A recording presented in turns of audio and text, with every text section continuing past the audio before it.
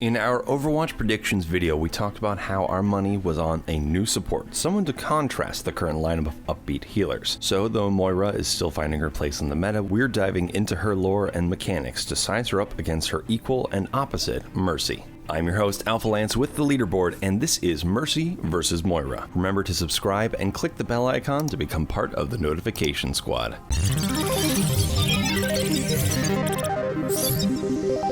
The differences between Mercy and Moira cannot be understated. Though their tech may seem similar, more so if you're a DPS main who thinks all healers look the same, their paths in life diverged early on in the Overwatch world. What made or delayed their beginnings? For both of these heroes, their story begins about the time their research caught the attention of the global community. Moira had her paper published on the methodology of creating custom genetic programs that would allow mankind to alter DNA and overcome diseases. Mercy got her start at a Swiss hospital where she became head surgeon before pioneering a breakthrough in the world of applied nanobiology. This technology allowed rapid healing of illnesses and injuries, changing the face of modern medicine forever. The attention they each received for their work affected their careers greatly, one rising to be renowned in the world and one falling to disgrace and rejection by the scientific community. One wonders how the world of Overwatch as well as these two heroes might have been different if their paths had been reversed. Nanobiology allowed for a fast-acting and aggressive healing of injuries and diseases, potentially saving the lives of millions around the world. Having lost her parents to war long ago, Mercy had high hopes for bringing an end to suffering, and she got her chance as her work brought the attention of Overwatch, who brought her on board as their head of medical research. The opportunity to operate on a much larger scale was more than she could have asked for. She was a renowned surgeon and medical researcher, her counsel sought after, her research helping to save lives on the front lines. Mercy's technology spread over the world and is seen in use by several heroes, including Soldier 76, Ana Amari, and even Roadhog. It is unclear exactly who made their breakthrough first, though Moira at 48 has about 10 years on Mercy, who is 38. For all her brilliance and cunning, Moira's greatest strength and sometimes greatest folly seems to be her unending focus on her goals. She never lets anything stand in her way. Her controversial paper rocked the scientific community, causing great concern over the ethical shortcomings it presented, possibly a mark of her own genius or a sign of the unorthodox methods she utilized. Other geneticists could not reproduce her results, which brought the paper under question amongst her peers. Her work was considered dangerously ambitious, to the point that it was compared to the unchecked desire for scientific advancement, which led to the Omnic crisis that nearly brought humankind to extinction. Ultimately, this paper and the fallout from it destroyed her standing in the scientific community, with organizations like Overwatch actively rejecting her findings and, in her words, trying to silence her. Her work shut down. Her reputation would cost her recognition and fame, resulting in her many breakthroughs being largely unknown throughout the world. While Mercy went on to enjoy the spotlight on the Overwatch team and to work through the golden years of the organization, Moira had to seek out new patrons in order to continue her work from the shadows. She was in luck though, as not everyone in Overwatch felt her methods were too radical or dangerous to implement. Gabriel Reyes, leader of the covert Blackwatch strike team, approached her with an offer to continue her work for him, unbeknownst to the rest of the Overwatch leadership. With this new funding, an interested party free from restrictions, Moira could continue her work and develop new breakthroughs.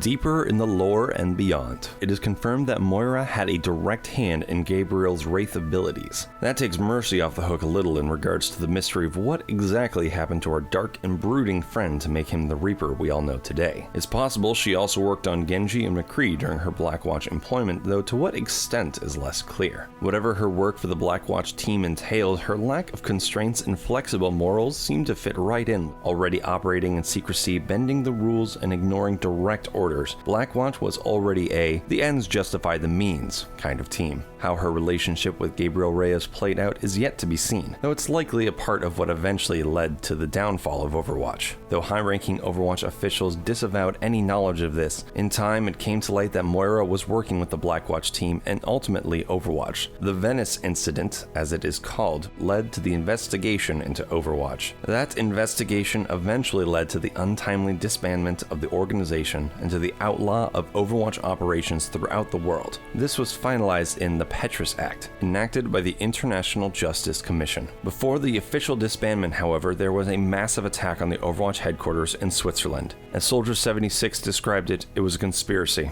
Overwatch got hit from inside and out. Where Moira plays into the final hours leading up to this attack may reveal key betrayals and secret alliances already at play. After Blackwatch, Moira briefly spent time working at Oasis as their Minister of Genetics, though there were already whispers that she was being funded by Talon in exchange for use of her research. Moira is described as morally flexible over evil. She cares most about the advancement of her work, not who signs her paychecks. Could she have been in league with Talon during her time with Blackwatch? Between Reyes' transformation to Reaper and his double agent status with Overwatch and Talon, the conspiracy theories begin to sound a lot less like theories. This moral flexibility led Moira to work with whatever organization could help advance her research. Overwatch shunned her and actively tried to silence her on multiple occasions, which might have made her more than willing to work against them as new allies stepped in to make their play. She could have been a more neutral player, uncaring as to what exactly her patrons desired only so long as it allowed her progress to go forward undeterred. The discovery of her work for Blackwatch worsened the feud between Commander Jack Morrison and Gabriel Reyes as the public outcry of an unchecked Overwatch organization came to a head. The confrontation between the two leaders and her part in that feud, along with the explosion that rocked the headquarters, would have weighed more heavily on the conscience of scientists with a higher moral calling. Technological and ethical differences galore. While Moira went to Talon after the disbandment of Overwatch, Mercy went on to travel the world and provided humanitarian aid wherever she could. Mercy seemed almost at peace getting back to her roots as a surgeon and providing medical help to those in need. From the beginning of her time with Overwatch, Mercy protested the weaponization of her technology. Her goals were to help and aid humankind, and the militarization of Overwatch did not sit well with her. Part of the reason that she would don the Valkyrie gear herself on the front lines was to ensure that it was used as intended. In a similar vein, Moira experimented on herself as well, due to the volatile nature and apparent danger of her own work. This is noticeable in her right arm, which has many scars and augmentations visible on it. Both women seem to be willing to put their lives on the line in order to get things done, though Moira is quoted as saying it is not her preference to see to matters personally. While Mercy may be willing to join the front lines and act on strike teams, Moira enjoys her research and support role best from the sidelines. Whether the two actually ever met in person is unlikely during their time at Overwatch and Blackwatch, but they probably came across each other's handiwork. Moira's technology that we see her decked out in may even have been influenced by the work of Angela, though with how widely it was used around the world and within the Overwatch organization, that could just be unavoidable. Gameplay comparison. Mercy and Moira can be found in the support hero category and both make for potent healers on any team. For their movements around the map to how their ultimates can change the course of a team fight, these two couldn't be more opposite. For starters, their default colors and style contrast greatly, with Mercy's gold and white angelic look against Moira's black and purple. Mercy's expressions and voice lines are more caring and more concerned, while Moira seemed annoyed, less tolerant of failure, and more objective focused. Between Reaper, Widowmaker, and Moira, I'm sure the Talon Christmas parties are a real, lively time.